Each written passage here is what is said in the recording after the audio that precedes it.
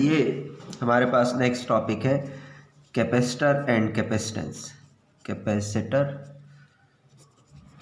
And capacitance.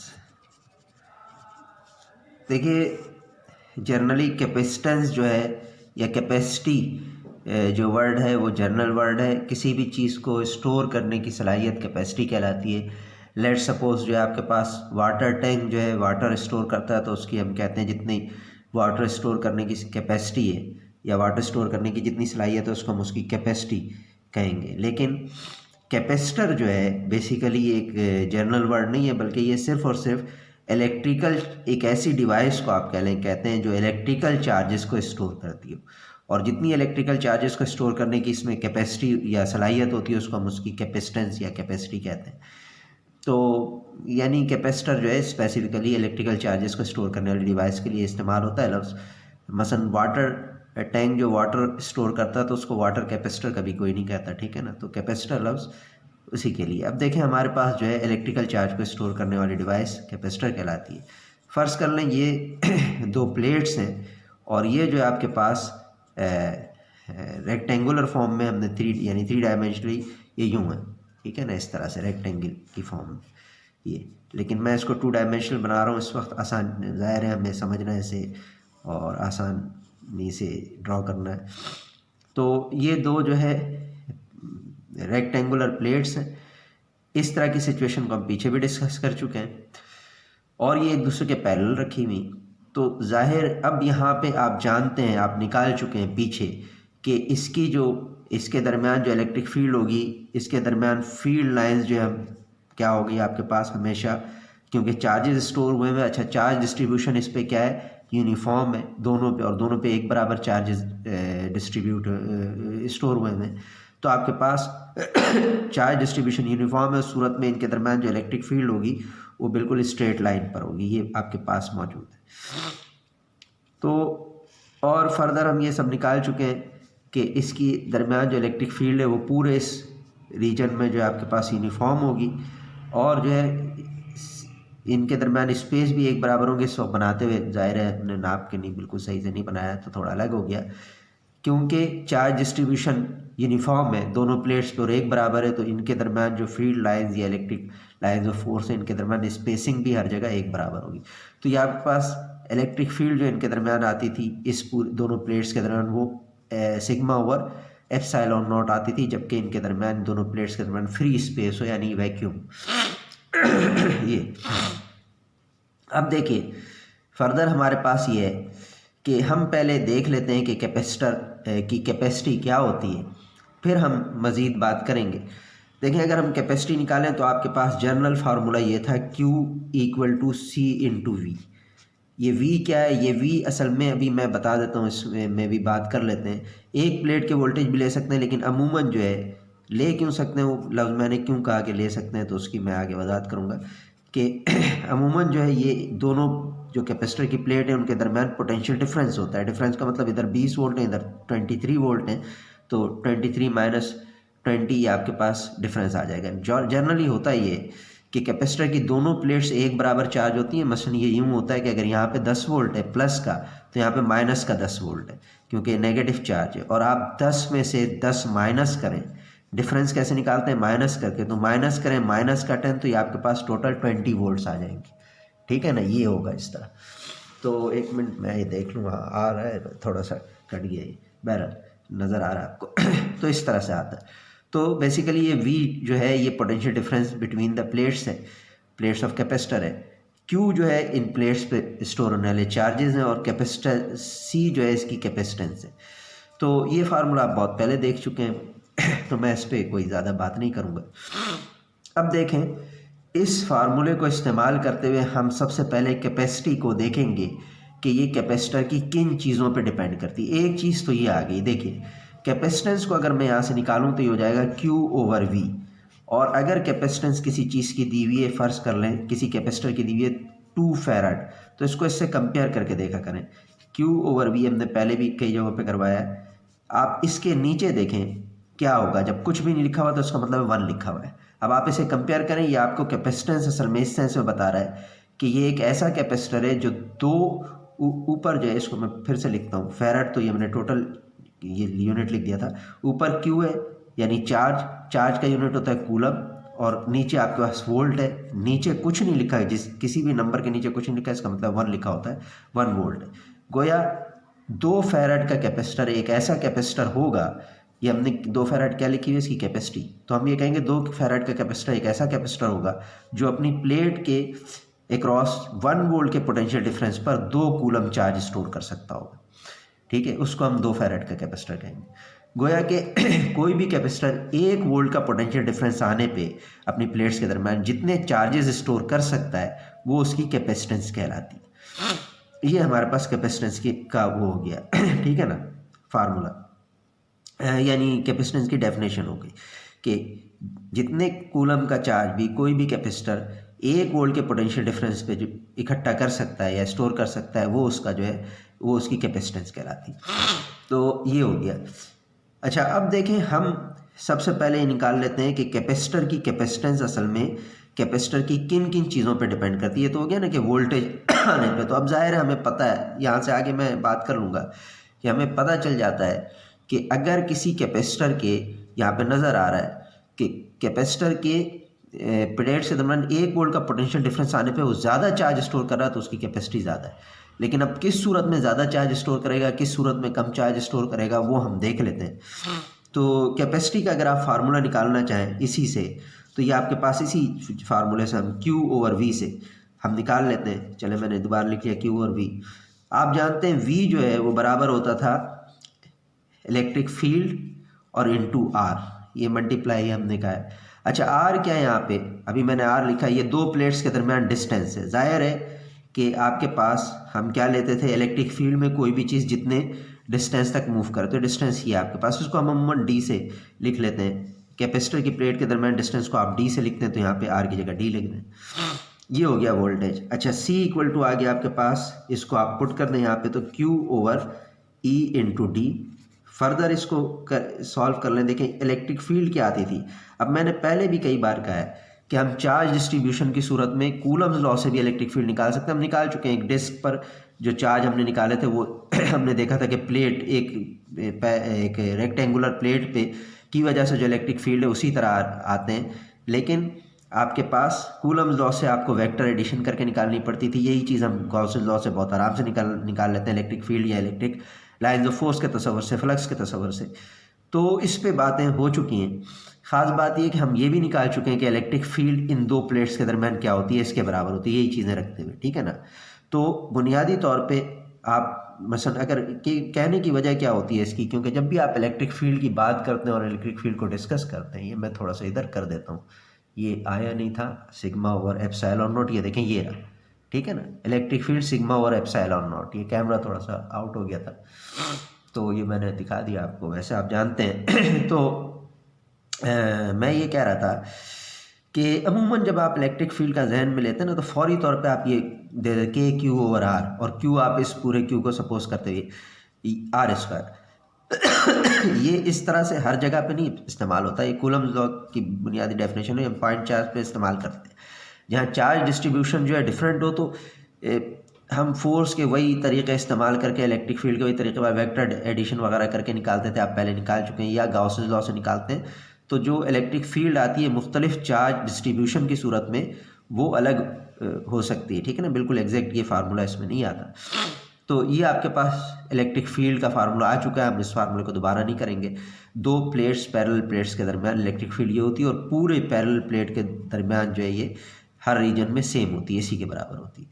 तो ये हमारे पास हो गया। ई की जगह आप जो है σ/ε0 पुट कर दें, σ/ε0, तो ये आपके पास कैपेसिटेंस आ जाएगी Q σ/ε0, और आपके पास क्या है D, और फर्दर आपके पास कैपेसिटेंस का फार्मूला आ गया Q, और सिग्मा अब खुद क्या होता है, सिग्मा जो है सॉरी मुझे खांसी काफ़ी हो रही है, तो सिग्मा जो होता है हमारे पास वो ये होता है कि charge per unit area Q/A।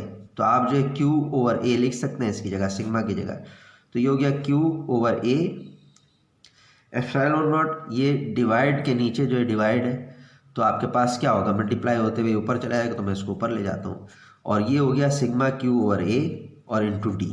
और फिर फर्दर कैपेसिटेंस आ गई आपके पास, ये क्यू से क्यू कैंसिल हो जाएगा, फिर ये अपाउंड के नीचे अपाउंड है तो ऊपर आ जाएगा area epsilon not over D. ये वो फार्मूला है जो कि आप पहले भी कर चुके हैं।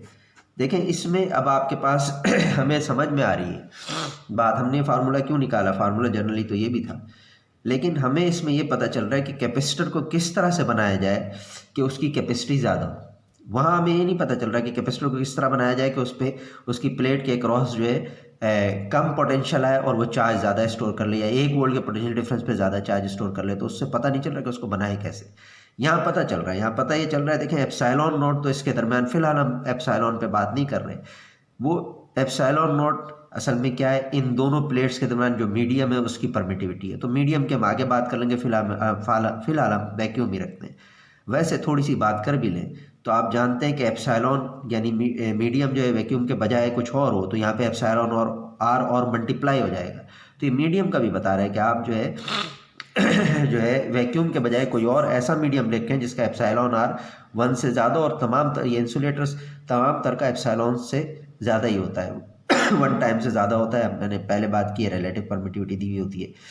तो इसका मतलब ये है कि वैक्यूम के बजाय कोई और मीडियम रखेंगे तब भी ये ऊपर मौजूद है तो कैपेसिटेंस ज़्यादा आएगी, नीचे वाले फैक्टर बढ़ेगा तो क्या हो जाएगी, डिवाइड में आप कोई वैल्यू बढ़ाएं तो आंसर कम आता है, तो इसका आंसर कैपेसिटी को शो कर रहा है, तो ये कैपेसिटेंस कम हो जाएगी। लेकिन इसका मतलब है मीडियम अगर हम वैक्यूम के बजाय कुछ और रखें तो कैपेसिटेंस बढ़ जाएगी, एरिया ऑफ प्लेट बढ़ा दें तो कैपेसिटेंस बढ़ जाएगी, और इन दोनों के दरमियान डिस्टेंस को कम कर दें तो कैपेसिटेंस जो है वो आपके पास बढ़ जाएगी, यानी डिस्टेंस डी को कम कर दें तो बढ़ जाएगी, अगर बढ़ा दें डी को तो जो है कैपेसिटेंस क्या हो जाएगी, कम हो जाएगी, क्योंकि डी नीचे आ रहा है। तो इससे हमें इसका अंदाज़ा होता है कि हम कैपेसिटर कैसे बनाएं। ख़ास बात क्या है, ख़ास बात ये है कि इसकी ज्योमेट्री क्या थी इस कैपेसिटर की, कि इसमें 2 पैरेलल प्लेट्स थी और दोनों रेक्टेंगुलर प्लेट्स थी, ठीक है ना, ये तो ये आ गया हमारे पास कैपेसिटेंस का फार्मूला। अच्छा, अब मैं ज़रा सा इस चीज़ को देखता हूँ कि कैपेसिटर एक इलेक्ट्रिक फील्ड में या ये बेसिकली आगे देखते हैं इलेक्ट्रिक सर्किट में किस तरह चार्ज और डिस्चार्ज होता है, ठीक है ना, उसको थोड़ा सा देख लेते हैं और उसके बाद फिर कुछ सवालात मैं आपसे करूँगा और उसका जवाब आपको अगले लेक्चर में हो जाएगा, मिल जाएगा। तो देखिए एक कैपेसिटर जो है ना, इस तरह से अगर आप ये कैपेसिटर लगा दें, एक कैपेसिटर लगाया आपने और एक रेजिस्टर लगाया और इसके साथ एक वोल्टेज सोर्स लगा दिया आपने, कांस्टेंट वोल्टेज सोर्स, फर्ज कर लें 5 वोल्ट का वोल्टेज सोर्स है। इसको 5 वोल्ट का लिखने का मतलब ये होता है कि इसकी ये जो बड़ी बनाई जाती है प्लेट, आप जानते हैं पॉजिटिव, और ये छोटी प्लेट नेगेटिव बनाई जाती है, सिंबल इस तरह है, ये कैपेसिटर का सिंबल है, रेजिस्टर है। रेजिस्टर करंट कंट्रोल करने के लिए लगा दिया हमने, तो ये अमूमन रेजिस्टर लगाया जाता है। अभी मैं आसानी से समझने के लिए इसको हटा देता हूँ, सिर्फ कैपेसिटर की बात करते हैं। 5 वोल्ट के पोटेंशियल डिफरेंस का मतलब ये है इसकी दोनों जो आपके सोर्स है, जो आपने सोर्स वोल्टेज सोर्स लगाया हुआ है, ये इसके दोनों प्लेट्स के दरम्यान ये सोर्स 5 वोल्ट का पोटेंशियल डिफरेंस मेंटेन करेगा हर सूरत में। यानी इसका मतलब ये है कि यहाँ पे प्लस का फर्स्ट कर लीजिए 5 वोल्ट है तो यहाँ पे माइनस का 0 है, 5 माइनस 0 आप करेंगे, माइनस 0 करेंगे तो 5 वोल्ट आएगा। जो पीछे मैंने कहा था आप अगर एक प्लेट के पोटेंशियल को भी ले लें तब भी आप बात समझ सकते हैं। देखें इस तरह समझे कि फिलहाल मैं एक प्लेट की बात कर रहा हूँ, कैपेसिटर की दोनों प्लेट हमेशा सोर्स से एक बराबर चार्ज होती है। किस तरह चार्ज होती है, सॉलिड कंडक्टर्स के अंदर इलेक्ट्रॉन फ्लो करते हैं, लेकिन आगे हम बात कर लेंगे, हम कॉन्वेंशनल करंट की डायरेक्शन एक कहलाती है, उसको हम पॉजिटिव, हम सपोज करते हैं कि पॉजिटिव चार्ज फ्लो कर रहे हैं, लेकिन ओवरऑल सॉलिड में जो है नेगेटिव चार्ज फ्लो करते हैं, तो हम इधर नेगेटिव से ही बात कर लेते हैं। यहाँ से अगर इलेक्ट्रॉन इस सोर्स से निकल के, क्यों सोर्स से निकल के, हर चीज़ हाई एनर्जी से लो एनर्जी की तरफ खुद फ्लो करती है, बातें मैं कई बार पहले कर चुका हूँ। मसलन यहाँ पर इसके जो है पोटेंशियल एनर्जी ज़्यादा है इस पेन की और नीचे कम है, तो अगर मैं इससे यहाँ से छोड़ दूँ तो ये खुद ब खुद नीचे जाएगा, यानी लो पोटेंशियल एनर्जी की तरफ खुद मूव करेगा। तो अब यहाँ पे इस पे 5 वोल्ट है, सपोज कर लें, चले हम यहाँ 5 वोल्ट ले लेते हैं या 0 ले लेते हैं, तो 5 वोल्ट का पोटेंशियल डिफरेंस है, 5 वोल्ट है, तो इधर से इलेक्ट्रॉन खुद ब खुद यहाँ फ्लो करेंगे, और जब यहाँ से इलेक्ट्रॉन फ्लो करेंगे तो यहाँ पे जो है इलेक्ट्रॉन बढ़ने की वजह से ये इस इलेक्ट्रॉन को आप कहें पुश करेंगे और यहाँ से पॉजिटिव चार्जेस को अट्रैक्ट करेगा इस प्लेट के इलेक्ट्रॉन को, और ये इस प्लेट के इलेक्ट्रॉन यहाँ आ जाएंगे। जब इस प्लेट से इलेक्ट्रॉन यहाँ निकलेंगे, यहाँ से इलेक्ट्रॉन जाके इस पर डिपॉजिट होंगे, और यहाँ से इलेक्ट्रॉन निकल के इस सोर्स के अंदर जाएंगे, तो आपके पास जो है ये इस पे ज़ाहिर है इलेक्ट्रॉन निकल जाएंगे तो पॉजिटिव चार्ज आएगा। गोया कि जितने नेगेटिव चार्ज यहाँ आएंगे ना उतने ही पॉजिटिव चार्ज आएंगे, दोनों एक बराबर से चार्ज होती है। तो इसका मतलब है पोटेंशियल डिफरेंस भी इस प्लेट के ऊपर बढ़ेगा एक बराबर। या दूसरे लफ्जों में इस पे आप जानते हैं कि चार्जेस आने की वजह से किसी भी जगह आप चार्ज ले आए, किसी इस प्लेट पे आपने चार्ज ले आया तो इस पर एक पोटेंशियल आ जाएगा, वोल्टेज आ जाएंगे। तो जितने वोल्ट इस पे आएंगे उतने ही वोल्टेज इस पे भी आएंगे और उसी लिहाज से आपका दोनों का पोटेंशियल डिफरेंस भी बढ़ेगा। मैंने कहा था अगर फर्ज कर लें 1 वोल्ट इधर आया 1 इधर आया तो माइनस का 1 वोल्ट है, माइनस में से आप माइनस करेंगे प्लस के 1 वोल्ट को तो आपके पास दोनों ऐड हो जाएंगे और ऐड होकर बढ़ जाएगा पोटेंशियल डिफरेंस। तो अब मैं ज़रा इसकी चार्जिंग देखता हूँ, आपको समझाता हूँ कि देखें जैसे जैसे इस पर चार्ज जाएगा, शुरू में बिल्कुल शुरू में जब इस कैपेसिटर की प्लेट्स बिल्कुल खाली थी, इस पर कोई चार्ज नहीं था, तो इस पर पोटेंशियल भी ज़ीरो था और इस पे तो वही 5 वोल्ट का पोटेंशियल डिफरेंस दोनों प्लेट के दरमियान ये सोर्स मेंटेन कर रहे हैं, खुद करता है मेंटेन। तो अब आपके इस जैसे ये बनाया गया हुआ होता है उस वजह से ये खुद चार्ज के पोटेंशियल डिफरेंस को मेंटेन करता है। तो अब आपके पास देखिए कि जब ये प्लेट बिल्कुल खाली थी इस पे 0 वोल्ट थे, ठीक है ना, पोटेंशियल डिफरेंस भी 0 था, 0 वोल्ट थे, प्लेट पे भी 0 वोल्ट थे। तो उस वक्त इस प्लेट कैपेसिटर की प्लेट और इस सोर्स जिससे आप चार्ज कर रहे हैं इस कैपेसिटर को, इसके दरमियान पोटेंशियल डिफरेंस मैक्सिमम था यानी 5 वोल्ट का था। तो उस वक्त जब पोटेंशियल डिफरेंस 2 पॉइंट के दरमियान मैक्सिमम हो तो करंट भी ज़्यादा फ्लो करता है, ओम्स लॉ है। तो आपके पास इसमें करंट ज़्यादा फ्लो करेगा और करंट कहलाता है आपके पास चार्ज पर सेकंड, Q/T। 1 सेकंड में कितने चार्जेस फ्लो कर रहे हैं। करंट ज़्यादा फ्लो करने का मतलब है ज़्यादा चार्जेस फ्लो करेंगे, ज़्यादा चार्जेस फ्लो करेंगे तो इस पर ज़्यादा चार्जेस डिपॉजिट भी होंगे। जैसे ही चार्ज इस पे डिपॉजिट होंगे इस पे कुछ वोल्टेज आ जाएंगे। लेट्स सपोज कि फर्स्ट साइकिल के बाद इस पे 1 वोल्ट आ गए समझने के लिए। तो अब जो पोटेंशियल डिफरेंस यहाँ और यहाँ रहेगा, यहाँ पे चार्ज भले निकल भी जाए तो जितने चार्ज निकलेंगे, अगर ये आइडियल एक सोर्स है हमारे पास जो कि 5 वोल्ट का पोटेंशियल डिफरेंस मेंटेन कर रहा है मुसलसल, तो इस पे 5 वोल्ट ही रहेंगे क्योंकि जितने चार्ज यहाँ से निकल के जाएंगे ये खुद जो है मजीद उतने चार्ज प्रोड्यूस कर लेगा।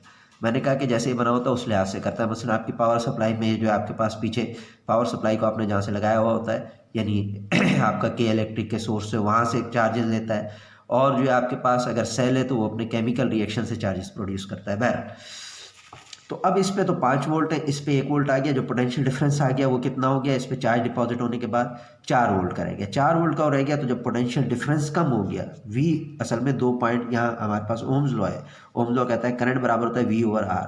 तो यहाँ पे V जो होता है वो 2 पॉइंट्स के दरमियान पोटेंशियल डिफरेंस के बराबर होता है, जिन 2 पॉइंट के दरमियान करंट का फ्लो ले रहे हैं कि करंट कितना फ्लो करेगा। तो अब ये 4 वोल्ट का पोटेंशियल डिफरेंस रह गया है। इसका मतलब है अगले लम्हे में करंट कम हो जाएगा, और करंट किसका नाम है, चार्जेस पर सेकंड। तो अगले सेकंड में आप कह लें या अगले फ्रैक्शन ऑफ टाइम में आपके पास कम चार्ज फ्लो करेंगे, कम चार्ज फ्लो करेंगे तो अब चार्जेस मजीद पहले जितने डिपॉजिट हुए थे, सपोज पहले जो है जब ये प्लेट खाली थी 50 चार्ज स्टोर हुए, तो अब 50 नहीं होंगे 40 या कुछ भी उससे कम होंगे। लेकिन कम होने के बावजूद वोल्टेज फिर बढ़ेंगे। फ़र्ज़ कर लीजिए अब ये 1.7 वोल्ट हो गया तो पोटेंशियल डिफरेंस मज़ीद कम हो जाएगा। होते होते आखिरकार उस वक्त जबकि आपके पास चार्ज, लेकिन पोटेंशियल डिफरेंस कम होने के बावजूद भी चार्जेस जो फ्लो कर रहे थे, करंट जो फ्लो कर रहा था उसको तो कम हो जाएगा, लेकिन बहरहाल चार्जेस फ्लो करते रहेंगे तो मज़ीद चार्ज डिपॉजिट होते रहेंगे और उस पर मज़ीद वोल्टेज बढ़ते रहेंगे। वोल्टेज बढ़ते बढ़ते जब इस प्लेट के बराबर हो जाएंगे तो दोनों के दरमियान पोटेंशियल डिफरेंस 0 हो गया, और पोटेंशियल डिफरेंस 0 हो गया तो आपके पास करंट का फ्लो भी रुक जाएगा, यानी कैपेसिटर फुल चार्ज हो गया। और असल में कैपेसिटर कैसे चार्ज होता है, कैपेसिटर अपने सोर्स के वोल्टेज तक चार्ज होने के बाद करंट का फ्लो उस सर्किट में बंद हो जाता है जिसमें आपने एक कांस्टेंट वोल्टेज सोर्स या करंट सोर्स के साथ किसी कैपेसिटर को लगा दिया। तो ये होता है। अब आप देखें अगर हम इसमें जो आपके पास वोल्टेज बढ़ रहे थे कैपेसिटर पे उस पे और टाइम के दरमियान ग्राफ बनाइए, टाइम आपने एक्स एक्सिस पे ले लिया और वोल्टेज इधर ले लिए, तो शुरू के फ़र्ज़ कर लें 0.11 सेकेंड पे ले रहे थे, तो शुरू के 0.1 सेकेंड पे आपके पास ज़्यादा वोल्टेज बढ़े थे इसमें, अगले 0.1 सेकेंड पे जो है इसमें क्या हुए थे आपके पास कम वोल्टेज बढ़े थे क्योंकि पोटेंशियल डिफरेंस जो है कम हो गया था।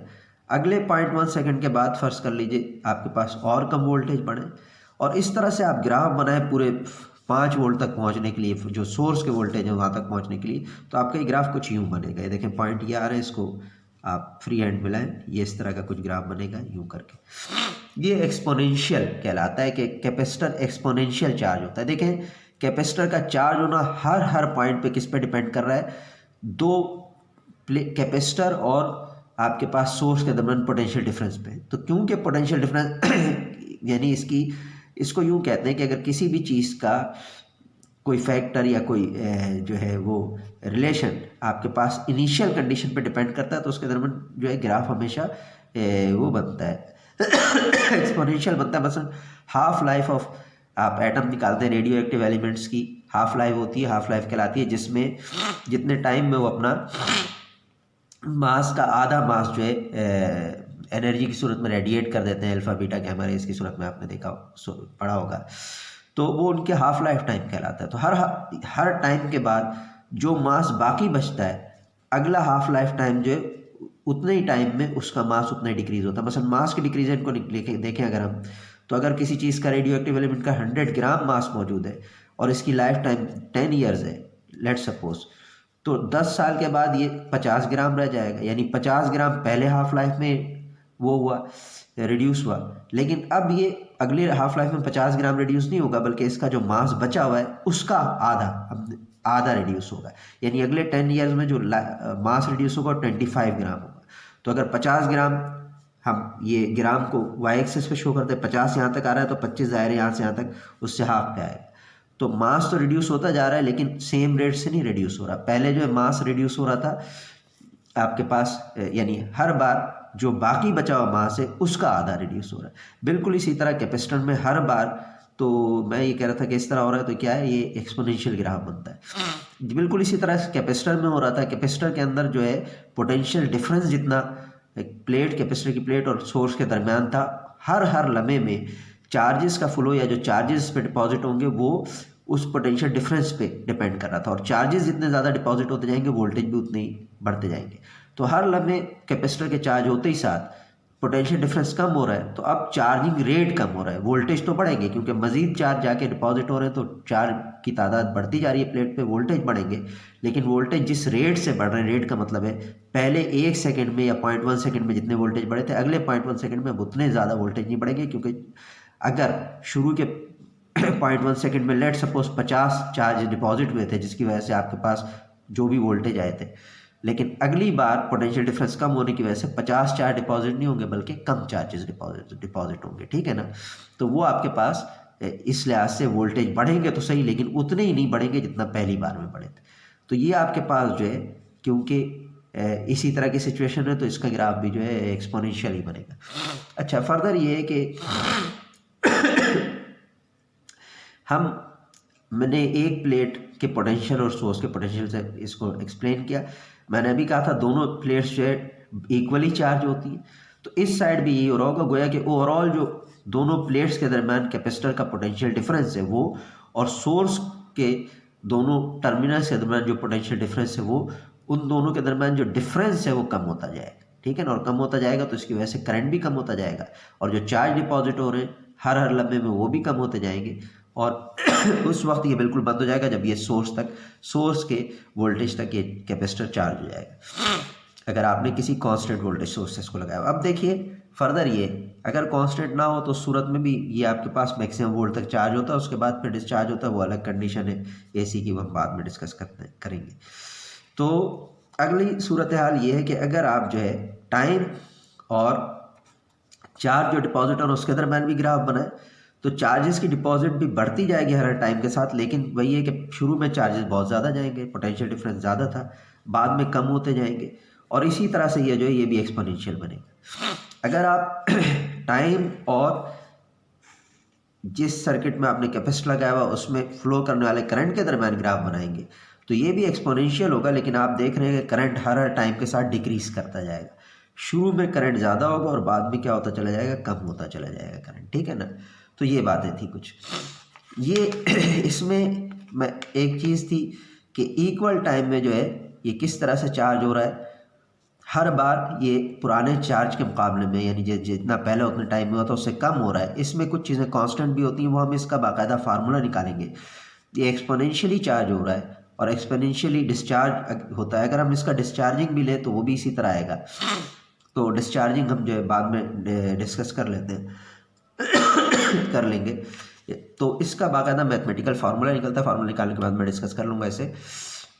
तो वो हम बाद में निकालेंगे। अब आपके पास एक सवाल है, वो ये है कि देखिए कुछ सवालात मैं करता हूँ, इसके जवाब आप ढूंढने की कोशिश करें। मुझे पता चला आपका एक फ़ोरम है क्लास वालों का, आपकी सारी क्लास का, उस फोरम पे आपस में डिस्कस किया करें, क्योंकि इम्पॉर्टेंट चीज़ ये नहीं होती कि आप सिर्फ ये समझ लें या ये निकाल लें कि फार्मूला ही है। फार्मूला कोई भी चीज़ नहीं होती। इस फार्मूले को अच्छी तरह से विजुअलाइज करना कि ऐसा क्यों आया है। हम जो कॉन्सेप्ट लेते हैं उस कॉन्सेप्ट के लिहाज से इसको ऐसा ही होना चाहिए या इस पे हमें कोई एतराज़ हो सकता है। तो उन सब चीज़ों को विजुअलाइज करना इंपॉर्टेंट बात होती है, और उसी चीज़ के लिए मुख्तलिफ थ्योरीज भी बाज़ औक़ात पेश की जाती हैं कि जिनसे बुनियादी तौर पर हमारे सामने साइंस में कोई चीज़ आती है, कोई मसला आता है, तो उसको एक्सप्लेन करने की कोशिश की जाती है। तो जब आपने फार्मूला तय कर लिया, ये फार्मूला आ गया, तो इसे अच्छी तरह विजुअलाइज करें कि ऐसा क्यों है, क्या है, क्या नहीं है, क्या नहीं है। इसमें सबसे इम्पॉर्टेंट बात ये आपको नज़र आ रहा है कि इन प्लेट के मटेरियल पर इस ये कैपेसिटी डिपेंड नहीं कर रही। मसलन ये कॉपर की प्लेट है या आयरन की प्लेट है, इस तरह की कोई चीज़ इसमें नहीं आई। मीडियम आया, मीडियम इन दोनों के दरमियान है, वो चीज़ है, वो हम बाद में उस पर सवालात कर लेंगे। पहली बात ये कि आप सोचें और इस बात का जवाब ढूंढें कि इन प्लेट के मटेरियल पर कैपेसिटी क्यों नहीं डिपेंड करती। आपको जवाब मिल जाएगा। इलेक्ट्रिक फील्ड लाइंस के भी इलेक्ट्रिक का ये जो हमने इलेक्ट्रिक फील्ड का जो ये फार्मूला निकाला है, इससे इलेक्ट्रिक फील्ड के फार्मूले से इसका जवाब आप ढूंढ सकते हैं, समझ सकते हैं। फिर उसके बाद दूसरी चीज़ ये है कि एरिया के बढ़ाने से आखिर को कैपेसिटेंस क्यों बढ़ती है, और तीसरी चीज़ ये कि डिस्टेंस के कम करने से कैपेसिटेंस क्यों बढ़ती है और डिस्टेंस के बढ़ाने से कैपेसिटेंस क्यों कम होती है। तो इसका जवाब भी आपको वोल्टेज वगैरह पे गौर करने से मिल जाएगा, वोल्टेज और इलेक्ट्रिक फील्ड के रिलेशन पे गौर करने से मिल जाएगा। यानी पहला सवाल आप ये कि मटेरियल डिपेंडेंट क्यों नहीं होती, एक चीज़। दूसरा सवाल ये है आपके पास कि एरिया बढ़ाने से क्यों इंक्रीज करती है, वाई इंक्रीज विद एरिया या इंक्रीजिंग एरिया। नंबर 3 में वाई डिक्रीज विद डी और इंक्रीजिंग डी। ये हमारे पास है, तो इसको ज़रा सा सोचिएगा। ये मैं आइंदा आपको आंसर इसका बताऊंगा और इसको हम देखेंगे मज़ीद।